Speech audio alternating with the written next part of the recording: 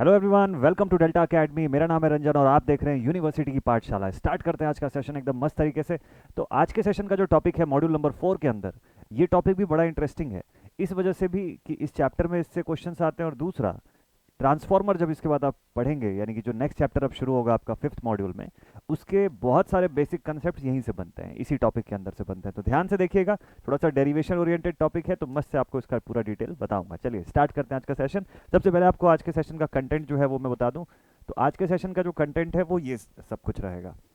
आज हम लोग कपल्ड मैग्नेटिक सर्किट्स की बात करेंगे, और कपल्ड मैग्नेटिक सर्किट्स के अंदर हम देखेंगे कि सेल्फ इंडक्टेंस क्या होता है, म्यूचुअल इंडक्टेंस का फंडामेंटल क्या होता है जिसको एम से डिनोट करते हैं। फिर हम रिलेशन देखेंगे किसका, कोफिशिएंट ऑफ कपलिंग का along with the self and mutual inductance की। कोफिशिएंट ऑफ कपलिंग को जब सेल्फ या म्यूचुअल इंडक्टेंस के रिस्पेक्ट में डिनोट करना होता है या शो करना होता है, एक्सप्रेस करना होता है, तो तरीका क्या है। ठीक है, चलिए स्टार्ट करते हैं आज का सेशन बिल्कुल मस्त तरीके से बिना देरी किए। सबसे पहले बात करते हैं सेल्फ इंडक्टेंस और म्यूचुअल इंडक्टेंस यानी कि कपल्ड सर्किट्स के। तो what are the coupled circuits. सबसे पहले तो ये देखते हैं कि कपल्ड सर्किट्स होते क्या हैं। कपल्ड सर्किट्स का मतलब क्या है, ठीक है, क्योंकि आप बेसिक्स पढ़ रहे हैं, आगे चल के आपको मशीन सब्जेक्ट में भी इस टॉपिक की बहुत ज़रूरत पड़ती है। बहुत सारे कंसेप्ट जो है वो इसी के ऊपर बेस्ड रहते हैं। आप डॉट कन्वेंशन वगैरह बनाते हो तो वो इसी के ऊपर बेस्ड रहता है। ठीक है, देखिए कपल्ड सर्किट्स यानी कि कोई ऐसे सर्किट्स जिनके अंदर किसी एक सर्किट का पैरामीटर, किसी एक सर्किट में अगर आप कोई भी इनपुट पैरामीटर को चेंज करते हैं तो दूसरे पोर्शन पर उसके आउटपुट पैरामीटर्स में बड़े चेंजेस आते हैं, भले ही दोनों एक दूसरे से इलेक्ट्रिकली ना भी जुड़े हों। तो भी हो सकता है कि इलेक्ट्रिकली दो सेक्शंस जो होंगे वो आइसोलेटेड होंगे एक दूसरे से, लेकिन स्टिल आप एक सेक्शन में इलेक्ट्रिकल इनपुट में चेंज करते हो तो दूसरे सेक्शन में भी इलेक्ट्रिकल आउटपुट में चेंज आने लग जाता है। तो ऐसे केसेस जो है वो कहाँ पर लागू होते हैं, जहाँ पे हम ये बोलते हैं कि दोनों कॉइल्स एक दूसरे से म्यूचुअली कपल्ड है। ठीक है, बट ये सिर्फ दो अलग अलग सेक्शंस में हो या दो अलग अलग कॉइल्स में हो ऐसा नेसेसरी नहीं है। ये चीज़ सेम कॉइल के अंदर भी ऐसा कुछ इफेक्ट जो है वो देखने को मिलता है। तो इसी के हिसाब से हमारे पास बनता है कपल्ड सर्किट्स के अंदर दो अलग अलग कंसेप्ट कि म्यूचुअल इंडक्शन हो रहा है या सेल्फ इंडक्शन हो रहा है यहाँ पर। ठीक, चलिए तो कपल्ड सर्किट्स के बारे में थोड़ा सा लिख लेते हैं। दो circuits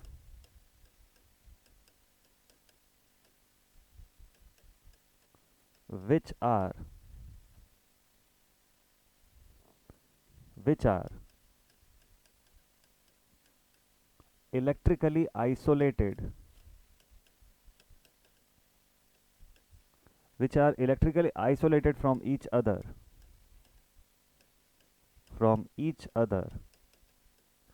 yet any change in electrical any change in electrical parameter any change in electrical parameter of first section causes the change in second are known as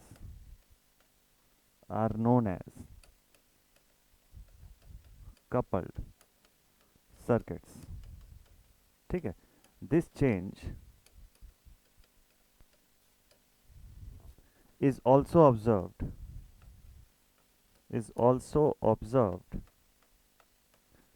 within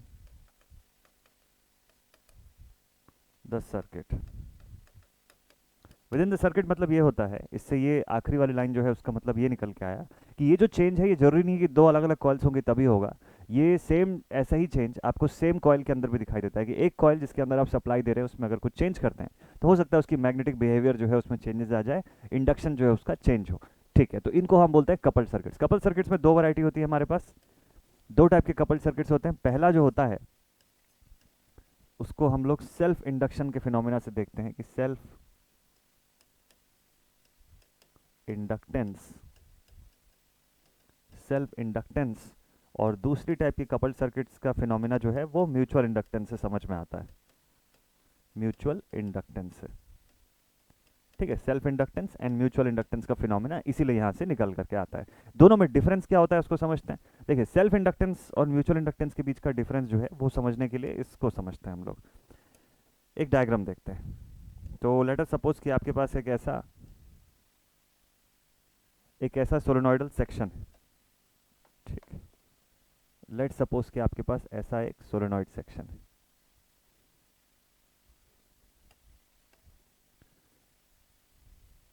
ऐसा। अब ये जो सोलेनॉइड सेक्शन है, इस पर आपने कुछ n number of conductor turns जो है वो प्लेस कर दिए। कुछ इसका एरिया होगा, कुछ इस सोलेनॉइड की लेंथ होगी, ये सारी चीज़ें फिक्स्ड होंगी अपनी जगह पे, ठीक है। अब इस पे हम लोग सपोज कर लीजिए कि कोई सप्लाई दे रहे हैं, इस सोलेनॉइड पर हम लोग कोई सप्लाई इनपुट जो है वो प्रोवाइड कर रहे हैं, ठीक। अब जब आप इनपुट सप्लाई करेंगे और लेट अस सपोज कि आप करंट की वैल्यू को चेंज कर रहे हैं, if there is a change in current d i by d t, तो आप सभी को पता है कि इंडक्टेंस का फिनोमिना जो है वो ये शो करेगा, जिसकी वजह से ये अपोजिशन ऑफर करेगा उस चेंज को। इंडक्टर की प्रॉपर्टी हम लोग पढ़ चुके हैं पिछले चैप्टर में, और वहां से हमको ये चीज़ बहुत अच्छे से क्लियर है कि जब जब आप किसी इंडक्टर के थ्रू करंट सप्लाई में सडन चेंज करने की कोशिश करेंगे तो it will start opposing it. तो कैसे अपोज करेगा? तो जब आप करंट को चेंज कर रहे हैं, जो D i by d T मैंने लिखा है, if the current is changing at a rate of 1 ampere, 1 ampere per second की चेंज जो है वो आप करंट का प्रोवाइड कर रहे हैं, तो ये क्या करेगा, ये ईएमएफ इंड्यूस करेगा। ईएमएफ जो होगा, इससे इंड्यूस्ड ईएमएफ मान लीजिए 1 वोल्ट का होता है, ठीक है। इन दोनों के कॉम्बिनेशन से हमको समझ में आता है कि यहाँ पर सेल्फ इंडक्टेंस हो रहा है, जिसकी यूनिट होती है 1 हेनरी। तो इसकी यूनिट कहलाती है 1 हेनरी की। 1 हेनरी का अपोजिशन या सेल्फ इंडक्टेंस जो है वो ये कॉइल पर प्रोवाइड कर रहा है, ठीक है। इस तरीके से आप समझ सकते हैं। तो सेल्फ इंडक्टेंस को जल्दी से यहां पर लिख लेते हैं, इसीलिए सेल्फ इंडक्टेंस। तो सेल्फ इंडक्टेंस का बेसिक फिनोमिना यही है। इसको समझने के लिए एक और तरीका आपको मैं बताऊंगा, बट फिलहाल के लिए इसको अभी लिखते हैं हम लोग।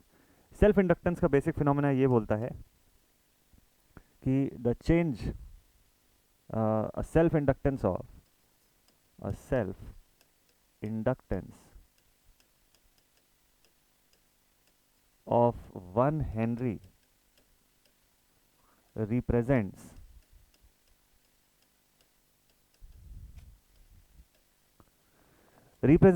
an induction of EMF, an induction की एक EMF जो है वो इंड्यूस हो रहा है, an induction of EMF of 1 volts when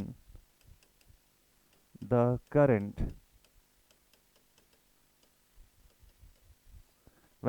through the coil changes at a rate of 1 ampere पर सेकेंड। तो ये जो इंड्यूस्ड ईएमएफ है ये उसको अपोजिशन ऑफर करेगा, ठीक है। इस हिसाब से हम लोग इसको शो कर सकते हैं। तो सेल्फ इंडक्टेंस जो है इसको किससे डिनोट करते हैं? It is denoted with capital L. Self inductance को कैपिटल एल से डिनोट करते हैं और इसकी यूनिट जो है वो होती है हेनरी। तो हमको ये समझ में आ गया कि सेल्फ इंडक्टेंस किसके बराबर हुआ कि 1 वोल्ट का ईएमएफ लगा, किसके लिए? डिवाइडेड बाय तो rate of change of current in amperes पर सेकंड। तो इसकी यूनिट और कैसे बता सकते हो आप? इसकी यूनिट आप ऐसे लिख सकते हो, volts upon ampere per second. ऐसा लिखा जा सकता है, volts upon ampere per second के फॉर्म में। और इसी से सेकंड्स को ऊपर भेज दो तो आप लिखोगे volts into seconds upon ampere. This is also equal to 1 henry. तो 1 हेनरी कभी आपको इस तरीके से पूछेगा तो ऐसे भी बता सकते हो, बट ये यूनिवर्सिटी एग्जाम में ऐसे नहीं पूछेगा आपको। ये आपको खुद से यूनिट बतानी है, वहां पर इतना ही सफिशिएंट है। यूनिवर्सिटी एग्जाम में ऐसे नहीं पूछता है, वो कॉम्पिटिटिव पेपर्स में पूछता है इस तरीके से, ठीक है। यूनिवर्सिटी पेपर में आपको अलग से नहीं पूछेगा ये चीज़। तो आपको बस स्पेसिफिकली इतना पता होना चाहिए कि सेल्फ इंडक्टेंस क्या होता है, एक्सप्रेशन क्या होता है, डेरिवेशन क्या होता है। यूनिवर्सिटी पेपर में आपको डेरिवेशन देता है नॉर्मली कि म्यूचुअल इंडक्टेंस का डिराइव करके बताओ, 7 नंबर से 15 नंबर के आसपास इसका मार्क्स जो है वो अटेन होता है, ठीक। तो अब हमको यहाँ से ये पता है कि सेल्फ इंडक्टेंस के लिए एल का एक्सप्रेशन आता कैसे है। तो भाई जो फ्लक्स यहाँ पर जो ट्रांसफर हो रही है, it is directly proportional to the supply current. किसी कॉयल के भीतर जो फ्लक्स बन रही है वो किसके ऊपर प्रोपोर्शनल होगी कि कितना आप करंट भेज रहे हो वहाँ पे, है ना, directly proportional to the current. तो जब प्रोपोर्शनलिटी कांस्टेंट के फॉर्म में आप देखते हैं, so it becomes phi is equals to L I. So we can say कि L is equals to phi upon I. और अगर नंबर ऑफ टर्न्स को कंसिडर करोगे तो आप लिखोगे L is equals to N phi upon I. ये expression बहुत इंपॉर्टेंट है, ठीक है, this is an important expression. इसको एक्सप्रेशन ए लिख करके चलिए। तो एल जो होता है वो इन फैक्टर्स के ऊपर डिपेंड करता है कि कितना जो है फ्लक्स है, कितनी सप्लाई करंट आप दे रहे हो, नंबर ऑफ टर्न्स कैसा है, उस हिसाब से इंडक्टेंस का एक्सप्रेशन हम लोग बताते हैं। ये जनरल एक्सप्रेशन है। अब आपको यही चीज़ मैं पूरे सोलेनॉइड के लिए जिसपे एन नंबर ऑफ टर्न्स है उसके लिए बनाकर बताने वाला हूँ, ठीक है, ध्यान से देखिएगा। तो L is equal to N phi upon I हम लोग बता दिए, या L is equal to phi upon I भी आप लिख सकते हो। अगर नंबर ऑफ टर्न्स को हम फिक्स्ड या कांस्टेंट ले लें तो L is equal to phi upon I भी लिखना उतना ही सही है। तो अब इससे सेल्फ इंडक्टेंस का एक्सप्रेशन कैसे बनता है, चलिए। Expression of self inductance, expression of self inductance, expression of self inductance for a solenoid. Solenoid जहां पे हम लोग प्रॉपर उसके नंबर ऑफ टर्न्स भी कंसीडर करेंगे, उसके एरिया को भी कंसीडर करेंगे, ठीक है। Expression of self inductance for a solenoid. अब यहाँ पे उसकी area, length, number of turns, permeability, सारे फैक्टर्स को कंसीडर करते हुए आपको बताना है कि एल की वैल्यू अब कैसे वेरी होती होगी। चलिए ठीक है, तो हम लोग पहले लिखते हैं कि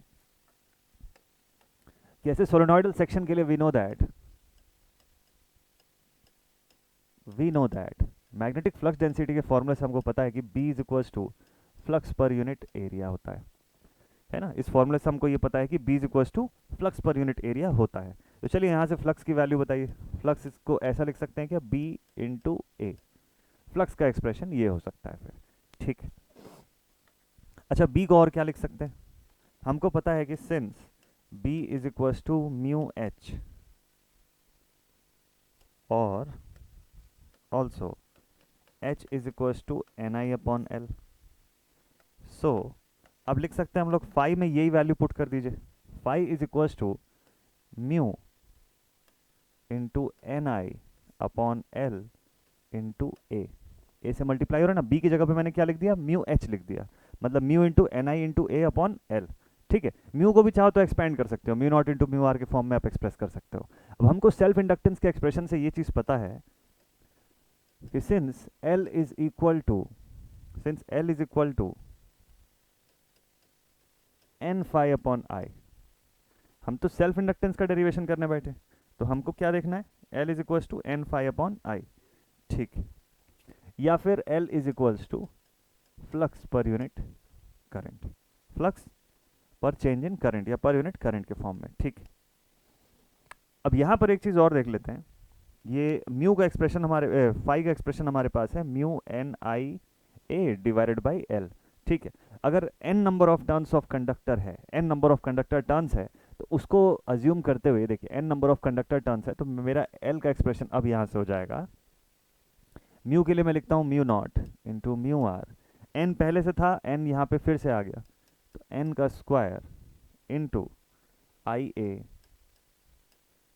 divided by L I, divided by ये एल और ये आई, ठीक है। आई और आई कैंसिल आउट कर दो आप दोनों साइड से, ये दोनों कैंसिल आउट हो गए, तो we will get the expression of L is equals to mu naught mu r N square A divided by L.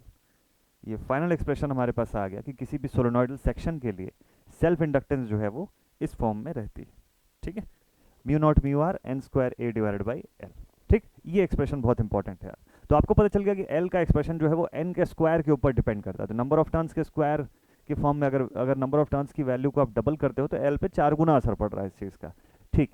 तो this is the expression for self inductance for a solenoid, this is the expression of self inductance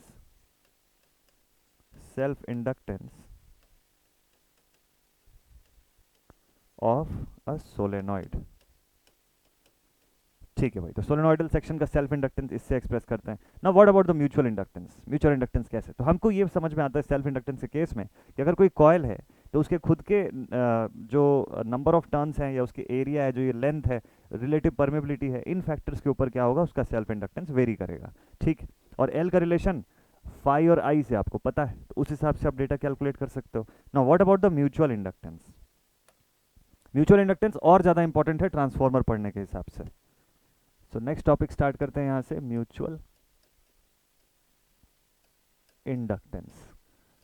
इसका पूरा example मैं आपको transformer के level पर ही बताऊंगा ताकि आपको उस चैप्टर में पढ़ने में बड़ी आसानी हो, वहाँ पे ये चीज़ फिर दोबारा डिस्कस करने की ज़रूरत नहीं पड़ेगी, सीधे सीधे कनेक्ट कर सकते हो आप। म्यूचुअल इंडक्टेंस को समझने के लिए सबसे पहले तो आप ये एग्जांपल देखिए। मान लीजिए आपके पास ऐसे एक ट्रांसफार्मर का कोर है ना, लेट अस सपोज कि ऐसा कोई ट्रांसफार्मर कोर है हमारे पास। अब ये जो ट्रांसफार्मर का कोर है इसके अराउंड हम लोगों ने वाइंडिंग कर रखा है, ठीक है, ये इसकी प्राइमरी वाइंडिंग हो गई और इस तरफ हम लोग सेकेंडरी वाइंडिंग कर देते हैं,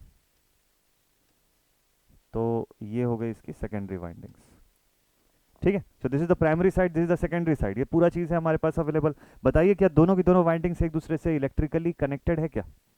ट्रांसफार्मर के कोर में आप सभी को पता है कि इलेक्ट्रिकल कनेक्शन जो है वाइंडिंग्स के बीच में नहीं होता है। No electrical connection between the two windings, only they are magnetically coupled, magnetically connected है दोनों एक दूसरे से, ठीक। इलेक्ट्रिकली आइसोलेटेड है, मैग्नेटिकली एसोसिएटेड है एक दूसरे से।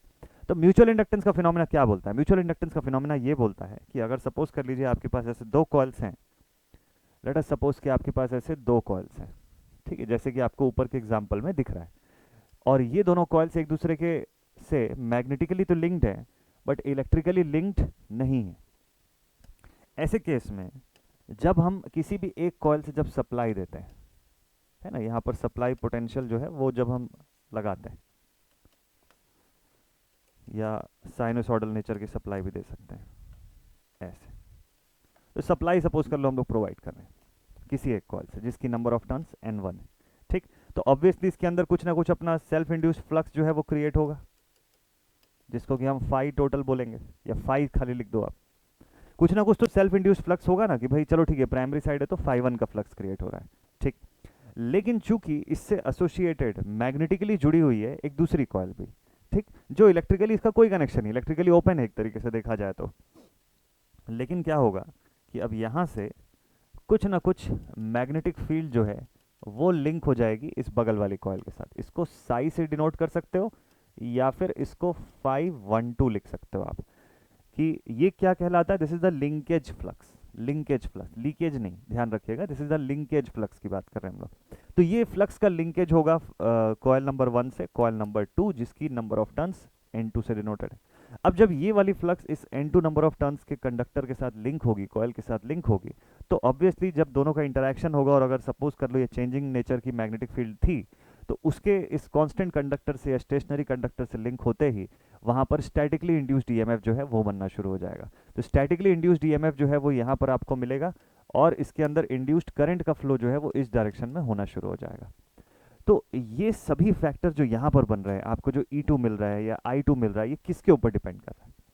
उसका रिलेशन होना जरूरी है। ये जो E2 जो निकल के आ रहा है ये किन फैक्टर्स पे डिपेंड कर रहा है? क्या ये नंबर ऑफ टर्न्स N1 पे डिपेंड कर रहा है? क्या नहीं डिपेंड कर रहा है, ये नंबर ऑफ टर्न्स N2 पे डिपेंड कर रहा है। अच्छा, तो ये E2 कितना होगा, क्या ये I2 पे डिपेंड कर रहा है? क्या नहीं, ये सप्लाई करंट I पे डिपेंड कर रहा है या I1 पे डिपेंड कर रहा है। जो प्राइमरी साइड की करंट में अगर मैं यहाँ कुछ चेंज कर रहा हूँ तो इस ईएमएफ में बदलाव आएगा। प्राइमरी साइड के नंबर ऑफ टर्न्स में अगर मैं कुछ चेंज कर रहा हूँ तो ईएमएफ में चेंज नहीं आएगा। जब सेकेंडरी की खुद की नंबर ऑफ टर्न्स में चेंज करूंगा तब ईएमएफ में चेंजेस आएगा। तो हमको ये पता लगाना है कि म्यूचुअल इंडक्टेंस जो है वो इन दोनों के बीच में कितना एक्ट कर रहा है, कितनी फ्लक्स लिंक होगी उस हिसाब से कितना आउटपुट मिलेगा, ठीक है। तो वो पूरा का पूरा फ्लक्स लिंकेज जो है, या पूरा का पूरा जो दोनों कॉइल्स के बीच में जो म्यूचुअल इंडक्टेंस है उसको पता करना सबसे ज़्यादा इंपॉर्टेंट होता है, और इसी वजह से हम लोग ये टॉपिक जो है इसको देख रहे हैं। इसमें डिटेल में मैं आपको ये डायग्राम बनवा दूंगा, ठीक है। तो अभी के लिए मैं इसको डिलीट कर रहा हूँ, और चलिए हम लोग स्टार्ट करते हैं इस टॉपिक को सबसे पहले। तो what is the mutual inductance? So it is between it is between it is between two coils which are electrically isolated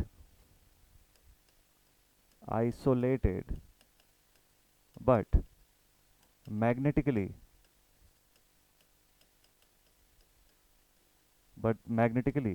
linked, ठीक है, मैग्नेटिकली एक दूसरे से लिंक्ड होंगे ऐसे कंडीशन पर। अब यहाँ पे ना दो केसेस बनते हैं।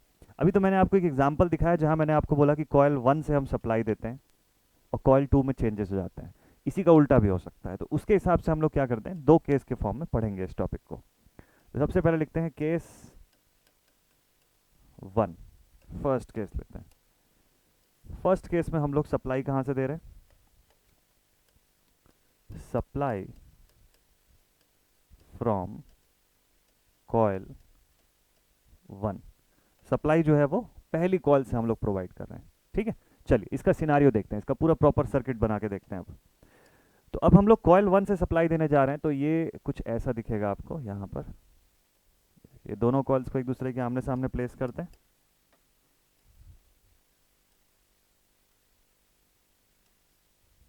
ठीक, अब यहाँ पर कुछ नंबर ऑफ कंडक्टर टर्न्स जो है वो प्लेस कर देते हैं। ये कंडक्टर वाइंडिंग जो है ये हम लोगों ने लगा दिया है, प्राइमरी वाइंडिंग, और इसके ठीक सामने हमारा सेकेंडरी वाइंडिंग है। ऐसे यहाँ से जो सप्लाई पोटेंशियल मैं प्रोवाइड कर रहा हूँ, let it be V1 on these two ends. इससे जो करंट आ रही है इसको I1 बोल दिया हम लोग। सिमिलरली यहाँ से जो इंड्यूस्ड करंट जा रही है ये I2 कहला गई। इन दोनों पॉइंट्स के बीच का इंड्यूस्ड EMF E2 या V2, जो भी आप नेम दे दो इसको, E2 या V2, जैसा एक्सप्रेशन आप चाहो। अच्छा, नंबर ऑफ कंडक्टर टर्न्स भी होंगे कुछ, तो यहाँ पर N1 टर्न्स रख देते हैं और यहाँ पर N2 टर्न्स रख देते हैं, ठीक। अच्छा, दो और चीज़ें ऐड कर देते हैं इसके अंदर, दो और चीज़ें ऐड कर देते हैं कि यहाँ पर इसका सेल्फ इंड्यूस्ड जो फ्लक्स है उसको मैं phi1 लिख देता हूँ, ठीक। अब चूंकि मैं सप्लाई पहली वाली कॉइल से दे रहा हूँ तो लिंकेज जो होगा वो first coil to second coil देखना है मुझे, ठीक। तो फ्लक्स लिंकेज जो है इसको मैं डिनोट कर देता हूँ एज phi12 या psi12, आपको जिसमें आप चाहें आप उसको एक्सप्रेशन जो है उसको रिलेट करके देख सकते हैं, ठीक है भाई। चलिए, तो ये इतनी क्वांटिटीज हमारे पास अभी के लिए अवेलेबल है, फिर देखते हैं आगे और किस चीज़ की नीड है। तो सभी चीज़ों का बेसिक्स समझ आ गया आपको कि कौन सा चीज़ क्या चीज़ को इंडिकेट कर रहा है, किस बात को इंडिकेट कर रहा है, ठीक है। तो यहाँ पे हमारे पास देखिए मेन इंपॉर्टेंट चीज़ें मैं लिख देता हूँ। N1 N2 आपको पता है primary and secondary number of turns हो गया। V2 जो हो गया, V2 is the induced voltage, ठीक। यहाँ पर phi1 जो है वो सेल्फ इंड्यूस्ड फ्लक्स है, जबकि phi12 जो है वो है flux linkage from the primary, या फ्रॉम कॉइल 1 बोल लो आप इसको, फ्रॉम कॉइल 1 टू कॉइल 2, ठीक है। ये phi12 का एक्सप्रेशन है, इस कॉइल से दूसरे कॉइल से लिंक होने वाली फ्लक्स, ठीक है। और I1 जो है आपका सप्लाई करंट है इस बार, I1 is the supply current. Similarly I2 is our induced current. जब सेकंड केस लेंगे तो ये I2 जो है वो सेल्फ या वो सप्लाई करंट बन जाएगा और I1 जो है वो इंड्यूस्ड करंट बन जाएगी, ठीक है। तो बस इतना ही डिफरेंस है और ज़्यादा कुछ नहीं। तो ये बेसिक एक्सप्रेशन हमारे पास है। इस एक्सप्रेशन के हिसाब से क्या लिख सकते हो आप? सपोज कर लो यहाँ वोल्टेज का एक्सप्रेशन आपको बताना है, तो आप क्या लिखोगे? V is directly proportional to di by dt। Voltage V is directly proportional to di by dt, या फिर हम लोग बोल सकते हैं कि voltage V is equals to L di by dt। Expression में लिख सकते हैं हम लोग ऐसा, V का एक्सप्रेशन जो है L di बाई dt के फॉर्म में लिख सकते हैं। तो अब यहाँ पे थोड़ा सा इसको और स्पेसिफिक बना देते हैं कि हम कौन से V की बात कर रहे हैं और कौन से करंट की बात कर रहे हैं। अब ये स्पेसिफिक करना जरूरी। तो यहाँ पर मैं जिस वोल्टेज की बात कर रहा हूँ, मैं इंड्यूस्ड वोल्टेज की बात कर रहा हूँ जो सेकेंडरी साइड पे मुझे मिलेगा। ये अब बताओ कौन सी करंट पे डिपेंड कर रहा है? तो आप एक चीज बोल सकते हैं कि सर I2 पे डिपेंड कर रहा है, बट I2 पे नहीं डिपेंड कर रहा है, वो भी इंड्यूस होकर के आई हुई करंट है। तो ये डिपेंड कर रहा है किसके ऊपर? It is depending upon the primary side current, क्योंकि जहां से हम सप्लाई दे रहे हैं उस करंट पे डिपेंड करेगा। So it will be di1 upon dt। अब ये एक्सप्रेशन थोड़ा सा स्पेसिफिक होता जा रहा है, ठीक है। चलिए और इस पे डिटेल्स जो है ऐड करते हैं। तो V is equal to V2 is equal to di1 upon dt, ठीक है। प्रोपोर्शनलिटी कांस्टेंट अगर मैं यहाँ पे लेके आऊँ तो आई कैन से कि V2 is equal to m di1 by dt। V2 is equal to m di1 upon dt। एक एक्सप्रेशन है हमारे पास। V is equal to L di by dt की जगह पे मैं m di by dt use कर रहा हूँ, because here we are going to talk about the mutual inductance, not self inductance. तो इसलिए L di बाई dt का एक्सप्रेशन मैं नहीं यूज कर रहा हूँ, ठीक है। इसकी जगह m di बाई dt, ठीक। तो दोनों कॉइल्स के बीच में कितना म्यूचुअल इंडक्टेंस है वो इस m से डिनोट हो रहा है। अब इसी को पता लगाना है आखिरी में। एक और एक्सप्रेशन लिखते हैं, यहाँ पर देखिए V2 का एक्सप्रेशन आप लोगों ने इससे रिलेटिबिलिटी देख लिया। अब दूसरा एक्सप्रेशन जो है वो लिखते हैं हम लोग, वो फॉर्म रहेगा मैग्नेटिक फॉर्म, क्योंकि हम देख रहे हैं कि यहाँ पे कुछ क्वांटिटीज इलेक्ट्रिकल फॉर्म में, कुछ क्वांटिटी जो है वो मैग्नेटिक फॉर्म में भी अवेलेबल है। तो इसी V का मैग्नेटिक एक्सप्रेशन बताता है, ठीक है, इसी V का मैग्नेटिक एक्सप्रेशन बताता है। कैसे बनेगा expression? Also we can say कि V is equal to N d phi by d t. जो वोल्टेज होगा वहां पे या ईएमएफ जो होगा, मैं तो यहाँ पे लिख दिया कि ईएमएफ ई2 या वी2 एक ही है, तो ईएमएफ का एक्सप्रेशन है N d phi by d t, ठीक है, या वोल्टेज V2 का एक्सप्रेशन हो जाएगा। अब इसको स्पेसिफाई करूँ अगर मैं कि नहीं, मैं यहाँ पे स्पेशली V2 की बात कर रहा हूँ, तो n कौन सा वाला डिपेंड करेगा, किस n पे डिपेंड करेगा? ये n2, अभी जस्ट बात किए थे हम लोग, तो this n should be n2। अच्छा, आप ये सोच के बताइए कि कौन से फ्लक्स पे डिपेंड करेगा, ये किस फ्लक्स में होने वाले बदलाव से V2 की वैल्यू बदल जाएगी?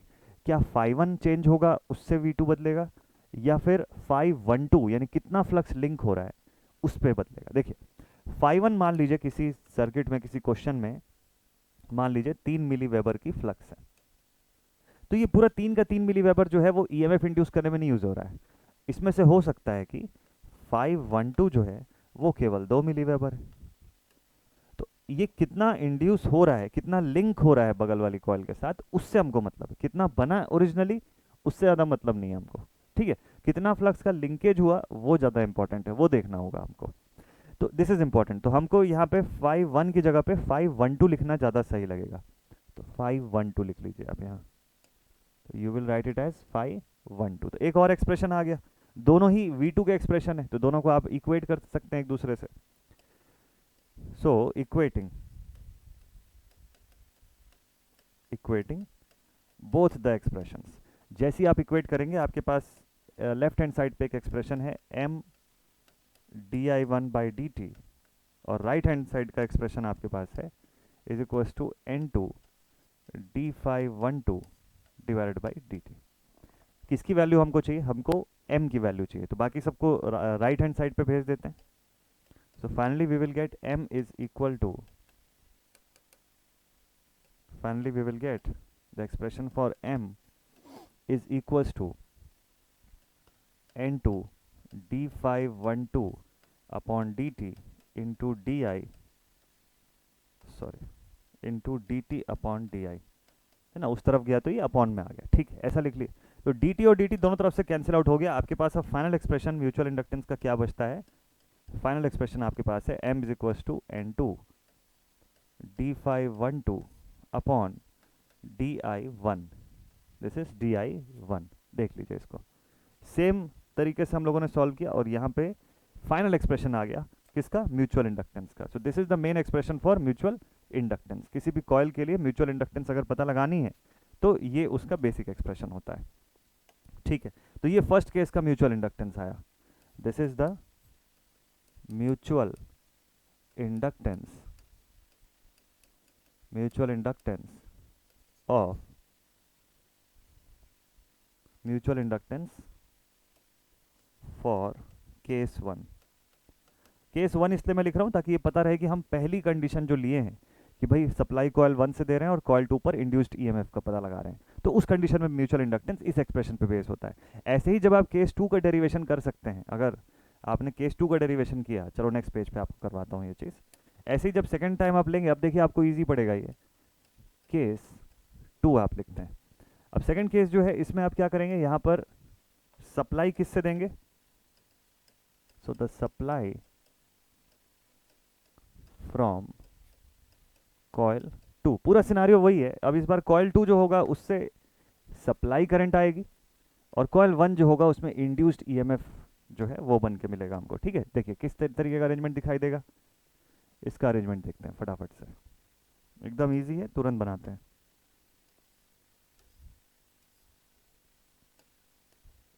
तो let us suppose again this is our same primary coil, और इसके सामने लगी हुई है सेम हमारी सेकेंडरी कॉइल, ऐसे। इस बार यहाँ से मैं V2 जो है वो जो प्रोवाइड कर रहा हूँ ये सप्लाई वोल्टेज कहलाएगा इस बार, जिससे कि सप्लाई करंट बन जाएगी I2। कुछ यहाँ पर नंबर ऑफ टर्न्स कितने, यहाँ N1, यहाँ N2। अब बताइए कि इस बार जो मेन फ्लक्स होगी वो कहाँ पर बनेगी? वो सेकेंडरी साइड पर बनेगी ना, क्योंकि सप्लाई हम यहीं से दे रहे हैं, तो मेन फ्लक्स वहाँ पर होगी। इंड्यूस्ड करंट जो है वो इस डायरेक्शन में होगी I1, और इंड्यूस्ड EMF E1 या V1 कहलाएगा इस बार। ठीक, लेकिन ये डिपेंड किस पे कर रहा है वो देख लेते हैं पहले। तो इस बार जो फ्लक्स होगी वो सेल्फ इंड्यूस्ड फ्लक्स वो आपको यहाँ मिलेगी, जिसको कि phi2 बोलोगे आप। ठीक, आपको इसके इस टोटल फ्लक्स में से कुछ ना कुछ लिंक होगी सामने वाले कॉइल के साथ, कुछ ना कुछ फ्लक्स का लिंकेज भी होगा ना। तो जो फ्लक्स लिंक करेगी उसके लिंकेज को आप phi21 बोलिएगा, कि 2 से बनी और 1 से लिंक हुई, मतलब 2 पर बनी और 1 से लिंक हुई, that is called phi21। psi21 भी लिख सकते हो, नाम के ऊपर है, आप अपने अकॉर्डिंग उसको शो कर सकते हो। ठीक, और फिर उसके ऊपर बेस करके ये आपको ईएमएफ का एक्सप्रेशन बताना है। तो अगेन आप सेम चीज़ें लिखेंगे। अब यहाँ पे दोबारा से मैं नहीं लिख रहा हूँ चीज़ें, आप बस मीनिंग किसका किसका बदल गया वो लिखिएगा। इस बार V2 इंड्यूस्ड वोल्टेज नहीं है, इस बार ये सप्लाई वोल्टेज। I2 जो है वो सप्लाई करंट है, जबकि इस बार I1 जो है it will become the induced current. ये डेटा आपको ध्यान में रखना है। ठीक, तो अब एक्सप्रेशन अगर मैं बताऊँ यहाँ पे वोल्टेज का, तो वी कैन से कि वोल्टेज, इस बार कौन सा वोल्टेज बताना है आपको? V1 बताना है। तो वी कैन से कि voltage V1 is directly proportional to, voltage V1 is directly proportional to di by dt, but which current? Current I2। ठीक है, di by dt पे से प्रोपोर्शनल रहेगा, लेकिन I2 करंट पे डिपेंड करेगा वो। ठीक, ऑल्सो अगर मैं मैग्नेटिक फॉर्म में इसका एक्सप्रेशन बताऊं, इन मैग्नेटिक फॉर्म, तो कैसे इसको लिख सकते हैं? तो हम लोग लिख सकते हैं कि V1 is equals to n d phi by d T. अब आपको भी पता है कि n में कौन सा n की बात हो रही है यहाँ पे, कि जब हम सेकेंडरी साइड मतलब प्राइमरी साइड पर देख रहे हैं कि इंड्यूस्ड होके आ रहा है, तो हम लोग number of turns of primary coil जो है उसको कंसीडर करेंगे। ठीक है, so let it be N1, फिर डी फाई है, तो फाई कौन सा वाला फाई हो जाएगा? phi21 हो जाएगा यहाँ पे। ठीक है, इसके ऊपर डिपेंड कर रहा है, किस पे डिपेंड कर रहा है? phi21 के ऊपर डिपेंड कर रहा है। Okay, so this is our V1। तो अब ये जहाँ पर जो प्रोपोर्शनैलिटी था इसको भी जरा ठीक कर लेते हैं। तो इसको हम लोग ऐसा लिख सकते हैं कि also V1 is equals to MDI1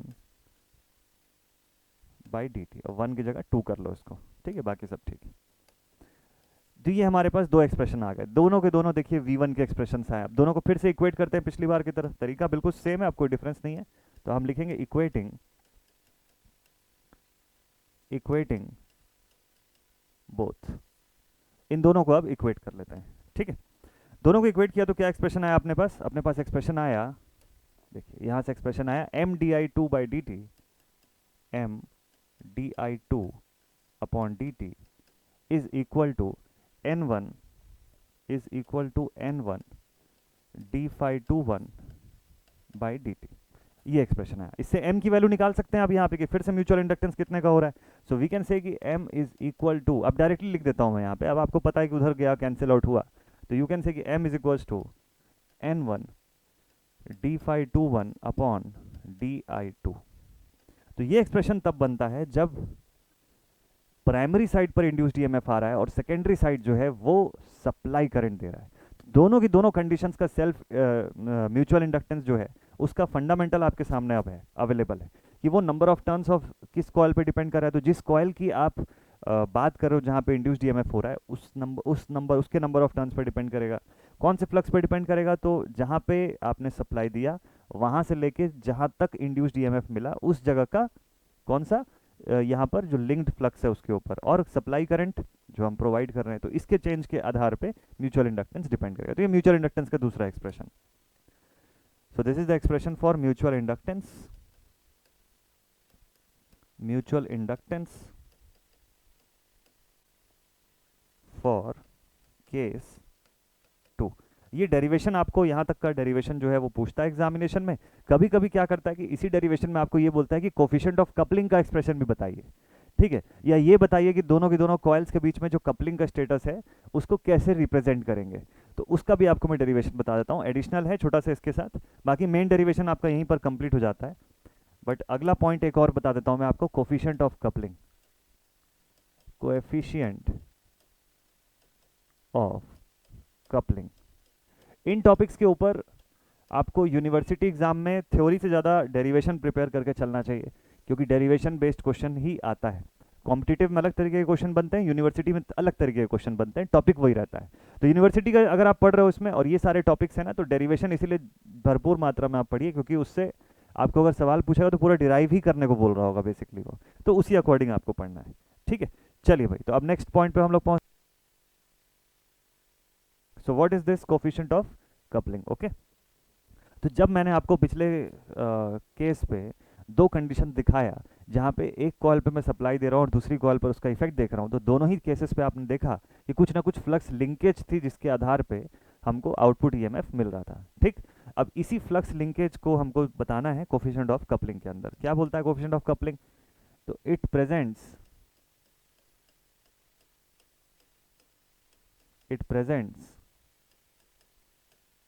the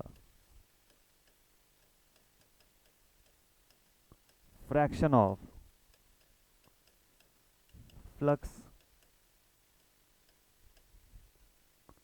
flux linkage.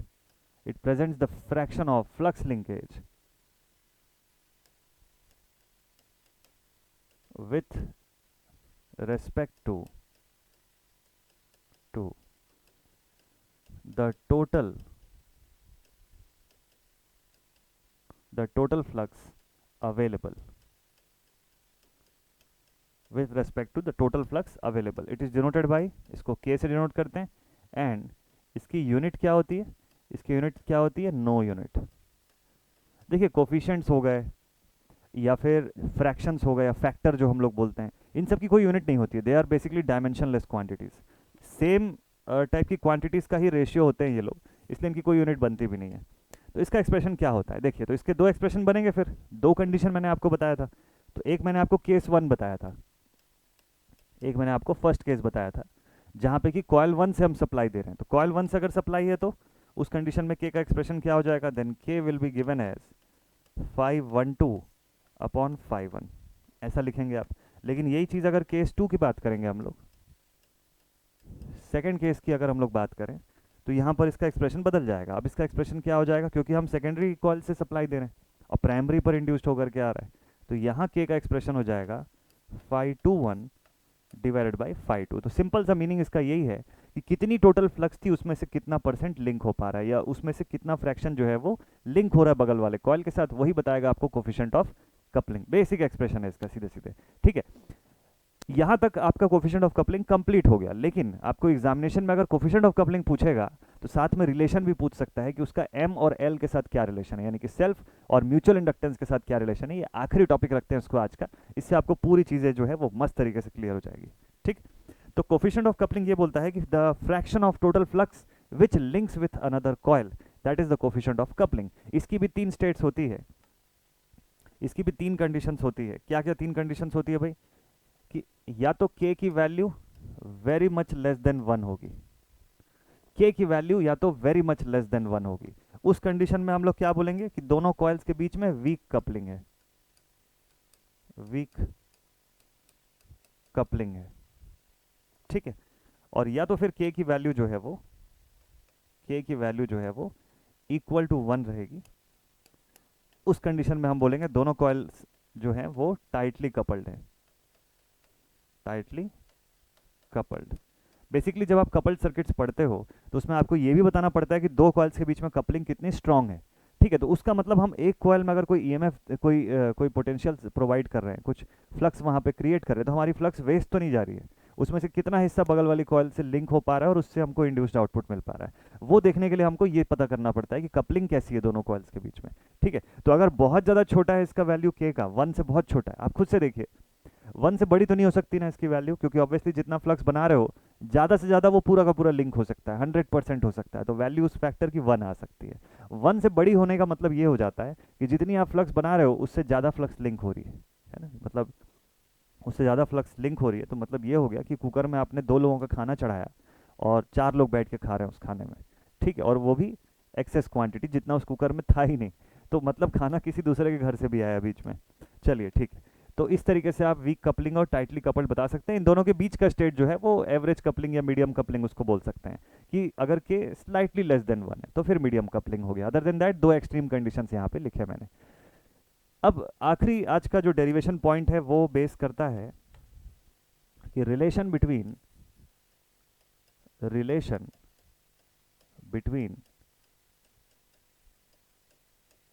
Between coefficient of coupling K, mutual inductance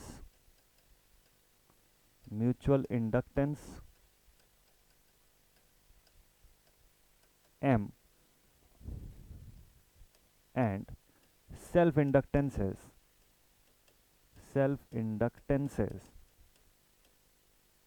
L। ठीक है, इन तीनों को एक दूसरे के फॉर्म में कैसे एक्सप्रेस किया जा सकता है, ये रिलेशन आपको यहाँ पे फटाफट से मैं बता देता हूँ कि ये एक्सप्रेशन इनका बनता कैसे है। ठीक है, चलिए देखते हैं। तो अगर सपोज कर लीजिए वही सेम दो सिनारियो है हमारे पास, केस 1 केस 2, अब दोबारा इसको लिखने की जरूरत नहीं है, सीधे सीधे उसका एक्सप्रेशन खाली मैं रख लेता हूँ यहाँ पर। ठीक है, तो हम लोग जानते हैं कि वी नो दैट, इसको लिख देते हैं फटाफट से कि वी नो दैट, जो जो एक्सप्रेशन अभी तक आपने डिराइव कर लिया उसको लिख लीजिए। We know that k is equals to 512 upon 5 1 and also k is equals to 521 upon 5 2। ये एक्सप्रेशन तो दोनों नोन है, इससे क्या करते हैं, दो रिलेशन बना लेते हैं। सो वी कैन से 512 को k51 बोल सकते हैं एंड 521 को हम लोग k इंटू 5 2 भी बोल सकते हैं। आगे चल के इस एक्सप्रेशन की जरूरत पड़ेगी तो मैंने इसको अभी से रिलेट करके रख लिया। एक तो ये चीज हम जानते हैं। दूसरा एक और चीज हमारे पास एक्सप्रेशन है, also we know that m का एक्सप्रेशन क्या है, m is equals to n d5 upon d I, यहां पर भी है। और एक और एक्सप्रेशन है, दो म्यूचुअल इंडक्टेंस निकाले ना हम लोग, n d5 by D I.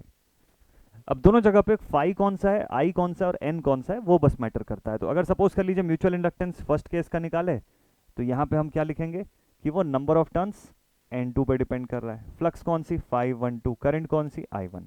और दूसरे केस में अगर हम कैलकुलेट कर रहे हैं तो n1 पे डिपेंड कर रहा है, 521 पे डिपेंड कर रहा है और I2 पे डिपेंड कर रहा है। ठीक, ये इतना एक्सप्रेशन है हमारे पास। तो ये चार एक्सप्रेशन आपके पास शुरुआत से अवेलेबल होने चाहिए। ठीक, अब अगर सपोज कर लीजिए ये दोनों एक्सप्रेशन जो म्यूचुअल इंडक्टेंस का मैंने लिया, यहाँ पे change in flux with respect to, change in flux linkage with respect to the change in current के हिसाब से हम लोग देख रहे हैं। अगर मान लीजिए कि यहाँ पर मटेरियल, मैं कोई फेरोमैग्नेटिक मटेरियल ना लेके मैंने एयर को एज अ मीडियम ले लिया, सपोज कर लिया कोई पैरामैग्नेटिक मटेरियल को एज अ मीडियम ले लिया। So if we consider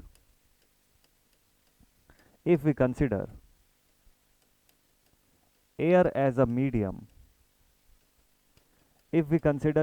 medium, air क्यों, क्योंकि पैरामैग्नेटिक मटेरियल है, म्यू आर की वैल्यू 1 है उसकी।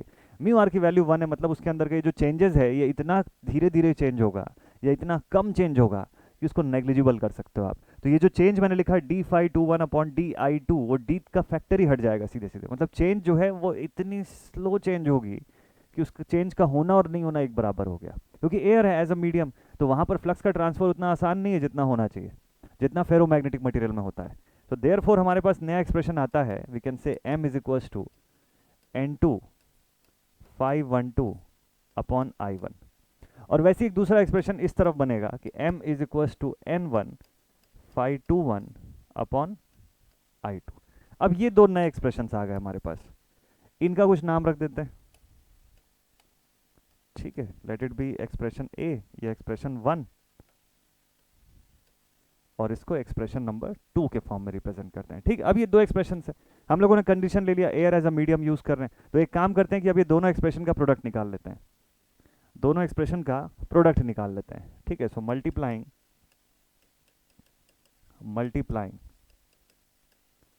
Equation 1 and equation number 2, expression 1 expression 2 का मल्टीपल कर दीजिए, तो यहां से आपको एक्सप्रेशन मिलेगा m का स्क्वायर, लेफ्ट हैंड साइड पर m था तो m का स्क्वायर हो गया, राइट हैंड साइड पे क्या बचा आपके पास, राइट हैंड साइड पे आपके पास आ गया n2 512 upon I1 into n1 521 upon I2। थोड़ा सा इसको प्रॉपरली अगर अरेंज कर ले तो दो तीन चीज़ें और दिखेंगी आपको। क्या? देखिए 512 के लिए मैंने आपको पहले लिखवाया हुआ है कि 512 को आप K51 लिख सकते हो और 521 को आप K52 लिख सकते हो।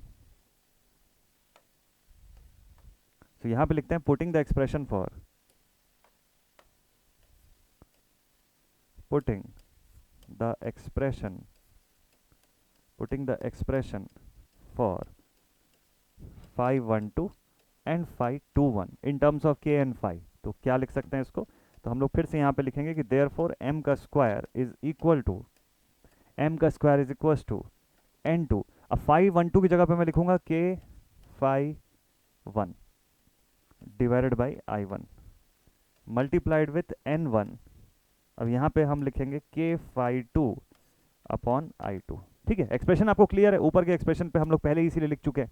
ये जो एक्सप्रेशन है इसको थोड़ा सा रीअरेंज कर दीजिए। रीअरेंज मतलब जितने 1 वाले टर्म्स है उसको एक तरफ और जितने 2 वाले टर्म्स है उसको दूसरी तरफ।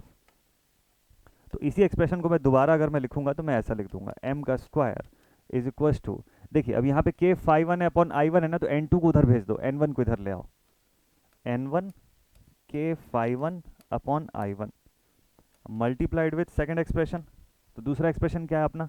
N2 K52 divided by I2। ये सेकेंड एक्सप्रेशन।